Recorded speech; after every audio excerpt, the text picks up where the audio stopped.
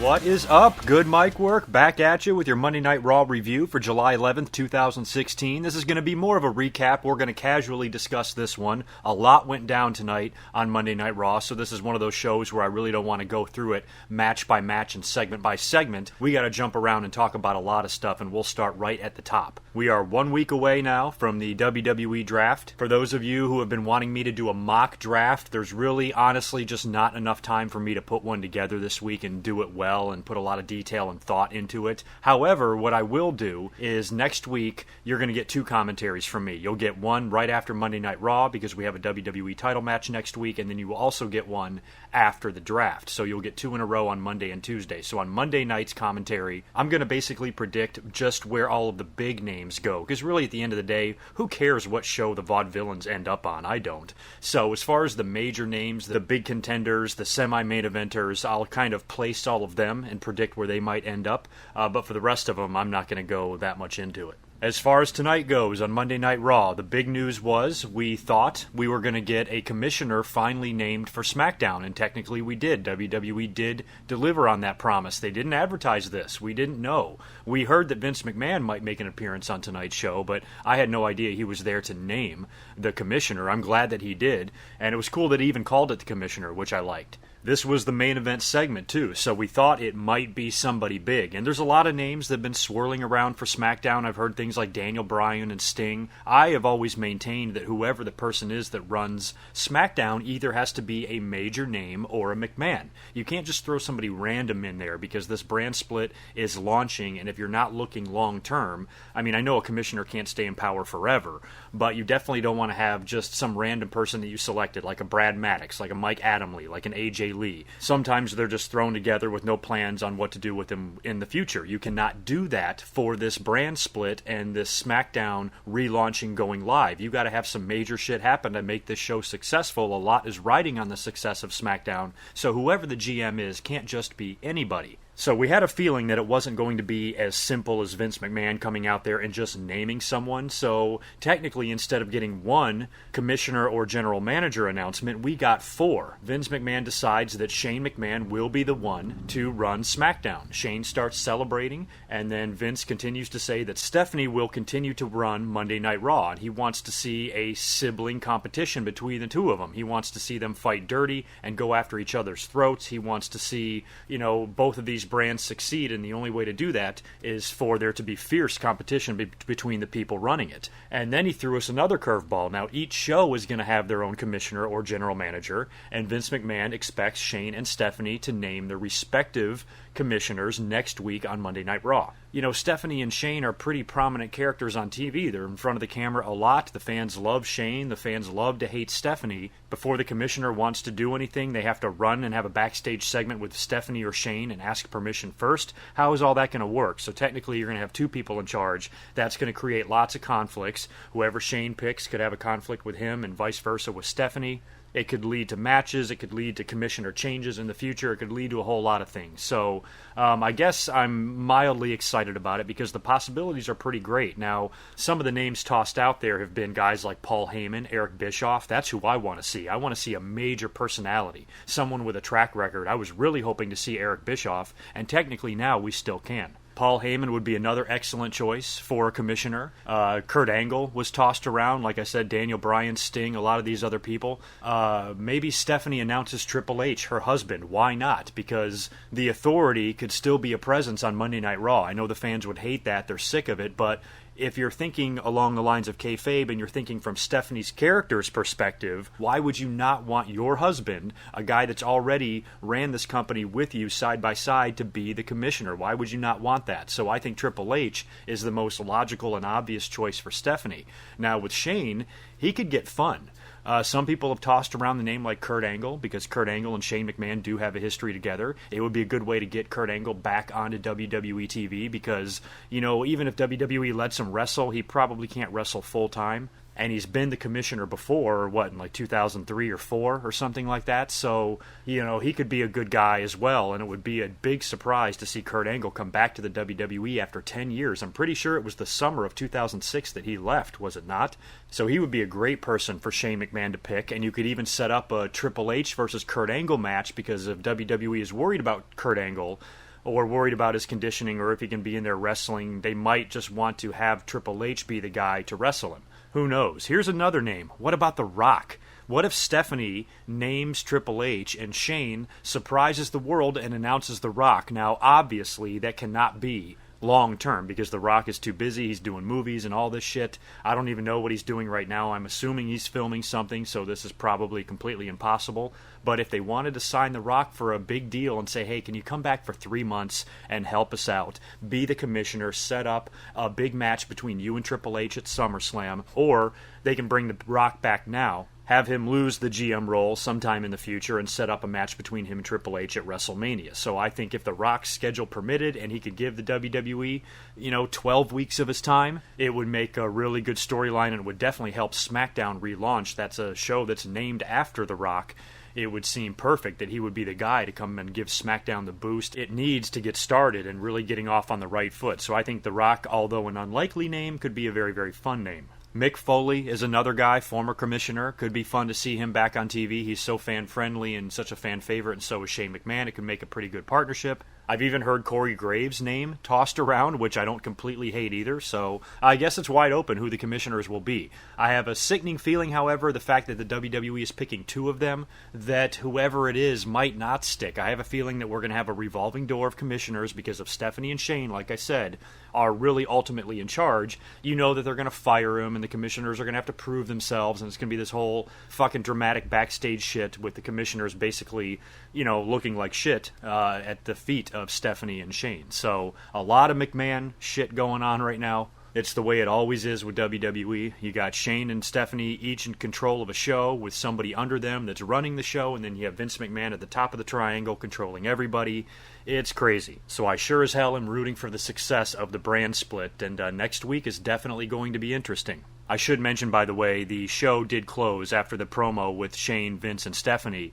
Shane and Stephanie each cut a promo on each other, and then Stephanie unleashed a giant slap on Shane McMahon. This bitch slaps everybody, and then Shane responded by giving her a kiss on the cheek. Now, the other major news and the other major segment that took place tonight on Monday Night Raw involved Seth Rollins and Dean Ambrose. The 2 of these guys, of course, have to build the 3-way match at Battleground because Roman Reigns is suspended, and Seth Rollins comes out to the ring first and cuts a promo, and he was teasing earlier on in the night and even on the Raw pre-show that he had some sort of exclusive footage of Roman Reigns being disrespectful or whatever.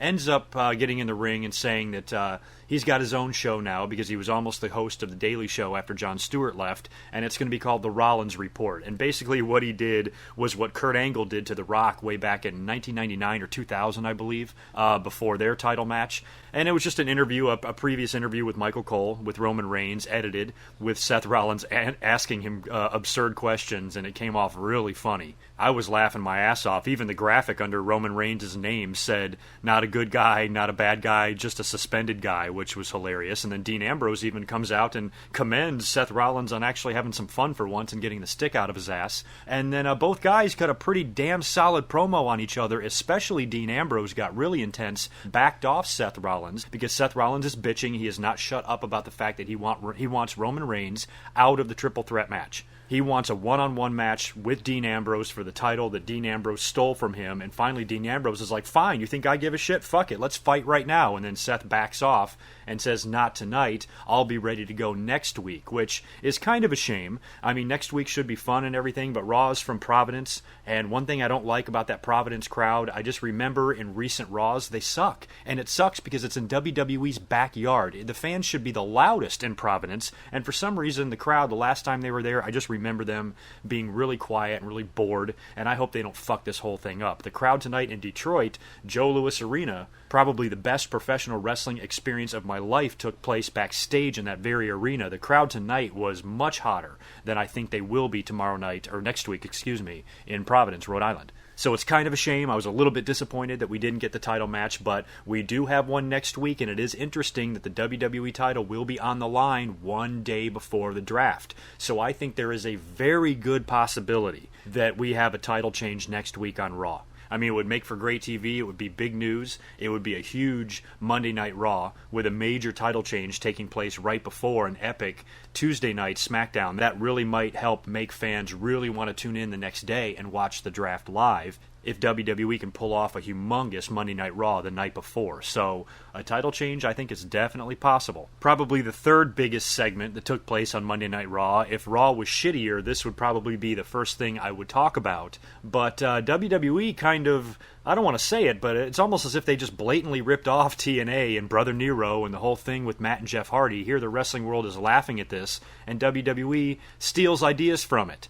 And the New Day apparently goes to fight the Wyatt family at their compound. It was really eerie. My computer stream for Monday Night Raw was fine all throughout the show until the very moment that the compound fight started. And then it started fucking up like crazy. I could barely make out what was going on. And then as soon as the whole thing was over, it went right back to normal. It was like the crazy-ass Wyatt family had some sort of an effect on it or something like that. But for the most part, from what I saw of it, it was just a big brawl outside, kind of lit the same way as the final deletion, and was a little bit reminiscent of it. But it was a lot of like shaky camera work and kind of in a horror movie style, and the brawling was okay or whatever. The whole thing ended with just a whole bunch of guys showing up in sheep's masks, and the New Day, what'd they do, run away? I didn't even really see how it ended, but the whole thing was kind of weird, and I don't think it was as good. Definitely was not as entertaining as the final deletion, I will admit that. For both companies to do something a little bit weird and different and creepy so close together, I have to admit that TNA, they outdid WWE on this one. I think this feud between the New Day and the Wyatt family can be good. I still think that it is. I didn't completely hate the segment. If the Brother Nero stuff would have never happened, I probably thought this segment would have been okay because it would have been something different, and it definitely would have been something that we had really never seen before, but we kind of saw something like this just a week ago. So I'm assuming at Battleground we're going to have another confrontation between these two teams. Maybe this time the Wyatt family has to do something in the New Day's environment, and they're going to have to fight their fight. So maybe the New Day ends up challenging the Wyatt family to some silly-ass match at Battleground inside of one of those giant inflatable bounce houses for kids or something. In another relatively stunning development in WWE, we have a new number one contender for the Intercontinental title. The show opened with a 20-man battle royal to determine the new number one contender. You have Baron Corbin, you got Dolph Ziggler, Del Rio is in there, maybe a couple of other guys, but for the most part, I didn't really see anyone in there that I would be terribly excited about if they won the Intercontinental title battle royal. I'm like, okay, great, you're the new number one contender, you're going to face The Miz, whatever. I was hoping they would give it to Goldust. You know, he's getting so old and he's going to retire soon. I would love to see him get one final run with that belt that he held 20 years ago. Back in 1996 was when Goldust won the Intercontinental title. He even had that style with a white strap and everything, so I thought that could have been a nice throwback if Goldust won, so he was who I was rooting for, but he was quickly eliminated. Somebody kind of debuted in this battle royal, and that was Darren Young, complete with Bob Backlund on the outside of the ring. And some people are kind of criticizing it on Twitter a little bit, including myself. I was like, this is how they had him debut? After all these fucking vignettes, he just quietly shows up in the Battle Royal with no entrance, no nothing, and no announcement. I found that to be odd. But then again, after he won the thing in really funny fashion, a lot of fans were tweeting, oh, it might be Darren Young, and I'm thinking to myself, no way. He hasn't even really debuted yet. He's just randomly in this Battle Royal. The very first thing they're going to do is to make him the number one contender for the Intercontinental title and probably have him win the Intercontinental title. There's nowhere to go but down from there. But then I got to thinking about it a little bit more, and I started to change my mind. I'm like, you know what? This was actually probably the best way to debut him, because think about what we saw with the Shining Stars. We had to sit through all those stupid-ass vignettes and all of that build, and we were all happy, actually, that the Matadors were getting a repackage, because everybody likes the Colognes, but they came back and it was so flat. The crowd barely knew what the hell was going on. It was probably one of the worst debuts as far as crowd reaction goes in WWE history. So a whole bunch of vignettes does not mean anything when you debut. So if you want to get the guy over and you want to burst onto the scene with a bang, winning the Battle Royal like that was probably a good way to do it. It got a great pop from the crowd. Bob Backlund, of course, is hilarious. I like all this shit for the most part that they're doing with Darren Young. They have to do it quick because this is really a spoof on the election. You know, we've got Donald Trump, make America great again, or whatever the fuck. And that's kind of what that's taken from. And the election is coming up here in November, which is in just a few months. Whatever they're going to do with Darren Young and Bob Backlund, they probably want to do before November. So I think it's very possible that they put the Intercontinental title on Darren Young during election season and do all sorts of shit with him and Bob Backlund. I got a funny feeling that's where they might go, which is fine. Everybody likes Darren Young. I'm glad he's getting an opportunity. Hell, he's being paired with an icon in the WWE, one of the greatest professional wrestlers of all time. Yeah, he's batshit nuts, but he's Bob Backlund. We also got a tag team match with the Club, Gallows and Anderson taking on Enzo and Cass. Now, the rumor was John Cena was not going to be on Raw tonight. He was off doing something else. There was internet stories about it. WWE, I think, had it on their website. The Dirt Sheets had it on their website. People were tweeting about it. Nobody was really expecting John Cena to be on Raw tonight. And he wasn't there with Enzo and Cass when they had their match with the Club. AJ Styles was at ringside for that. They ended up getting DQ'd, I think, when AJ attacked Cass on the outside of the ring, and then they start to kind of stalk and threaten Enzo and Cass, and then John Cena's music ends up hitting, and he surprises everybody and comes out to the ring and cleans house and stands tall with Enzo and Cass. So that was just a little bit more build to their six-man tag, their six-man throwaway tag for the most part, at Battleground. I'm just ready to get on the other side of that match and get Cena and AJ again at SummerSlam. That's going to be great. But I liked what they did tonight, the fact that nobody was expecting Cena, and then he came out and at least got a reaction. Cesaro and Kevin Owens also had a really good match. Kevin Owens is so fucking entertaining. He won this thing clean, by the way. It was hilarious, too. Sami Zayn was doing commentary during the match, and Owens refused to go out there until the referees removed Sami Zayn from commentary, and Stephanie agreed to it, and they get Sami Zayn out of there, and Owens goes out there and has a great match. Sami Zayn does end up reappearing, attacking Kevin Owens, and throwing him in the ring to get swung by Cesaro. I laughed my ass off at the backstage segment that Owens and Jericho had last week on SmackDown. Somebody sent a clip to me of it, where Jericho approached Owens sitting on one of the crates, and he's wearing Jericho's scarf, and they have a little exchange, and it was hilarious shit. I could watch that stuff all day. Kevin Owens might be my favorite guy in WWE right now. We also had Titus O'Neil bouncing back from his horrible loss last week to Rusev. He beat Heath Slater in pretty much a squash.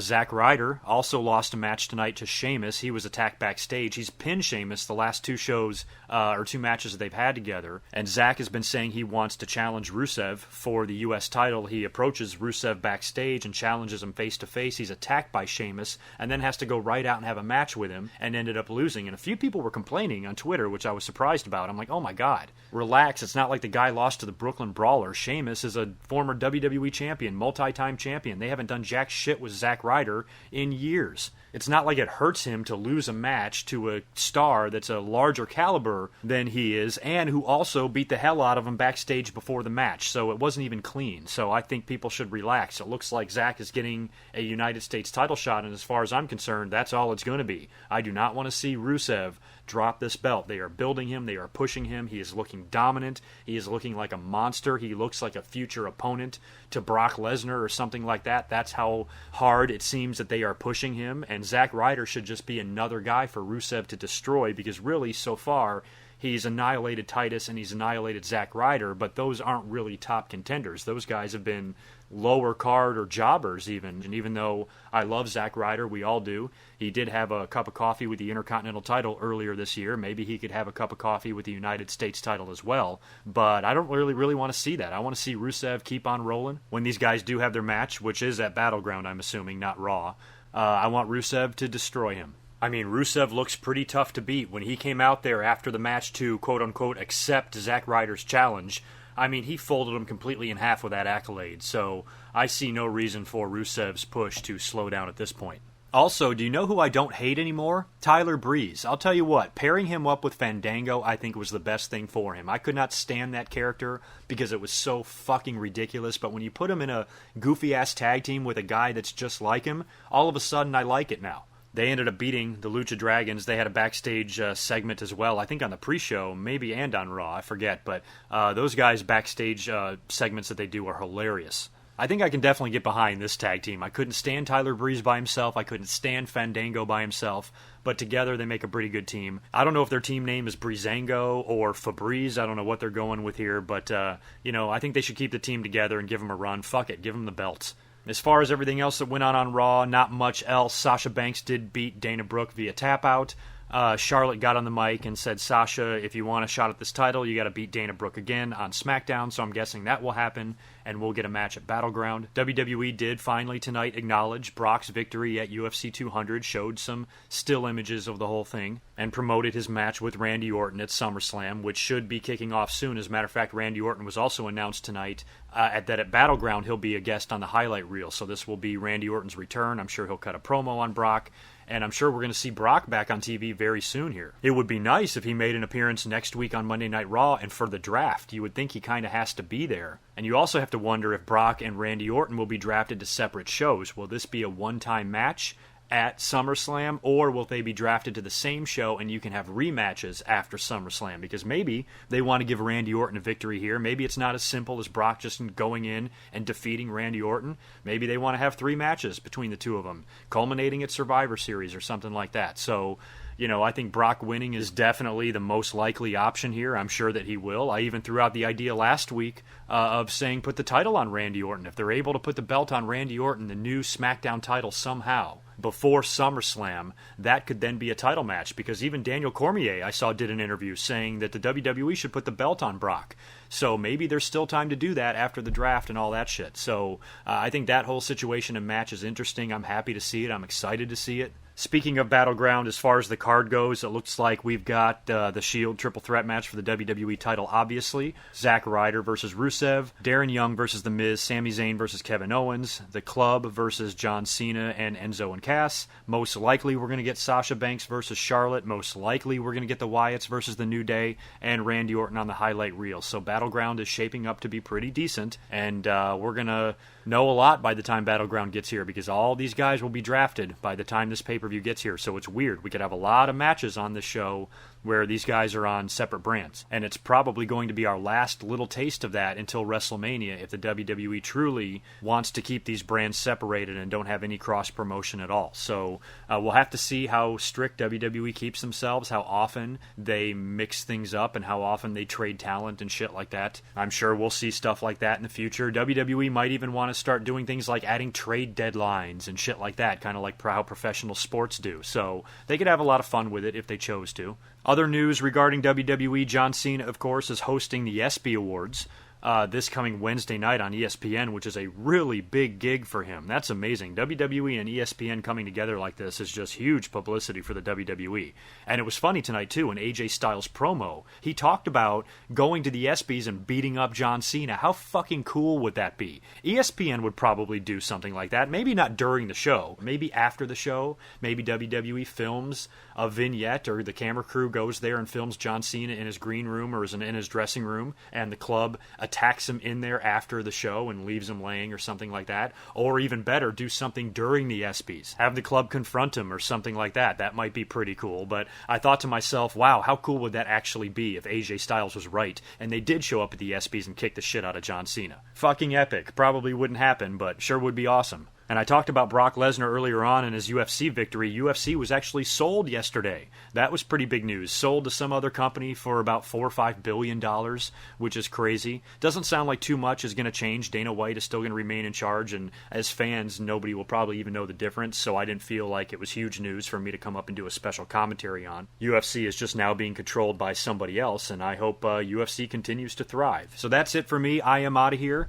I know I've been mentioning this a few times, and I apologize for not following through, but I am ready to finally give you guys another DVD review. I need to do one, so throw some suggestions in the comments down below. DVDs that are on the list are Edge, Mick Foley, Shawn Michaels, the Rise and Fall of ECW, the new Scott Hall DVD that just came out, which was awesome. Daniel Bryan's recently had one that a few people have asked me to review, so I need to go through my DVDs and find one to review, and I apologize for not doing one in about a year now. I've done a few pay-per-view reviews, but I haven't done a DVD in a while, so I will try to pick that back up very soon, but shoot me some suggestions. They're all welcome. Also, just so you know, I have been working behind the scenes on a few new things for the channel, so in the upcoming months, there's going to be some new content. I'm a firm believer in Evolve or Die, and I think the channels have to remain fresh and just try not to do the same thing forever. So I've been tossing some ideas around and coming up with some new video ideas and shit like that, so you will see a few new things on this channel in the future, and I really hope to have a very successful year. And thank you again to everybody for all your awesome support. I will catch you next week after Monday Night Raw. If I have time, maybe I can come up early in a couple of days and discuss the Cruiserweight Classic, which I believe kicks off on Wednesday. So I am definitely really interested in checking that out as well. So maybe I can get a video up responding or reacting to the first episode of that, but no promises. Don't forget, there are 2 videos coming up next week. I'll be up here after Monday Night Raw, after the big title match, and I'll also be up here after the WWE Draft on the first ever live SmackDown. So leave me all your thoughts on the Draft and Battleground and SummerSlam and the Commissioners and Raw and SmackDown and all the shit in the comments below. Have a great rest of your week, and I will catch you next Monday. Until then, peace.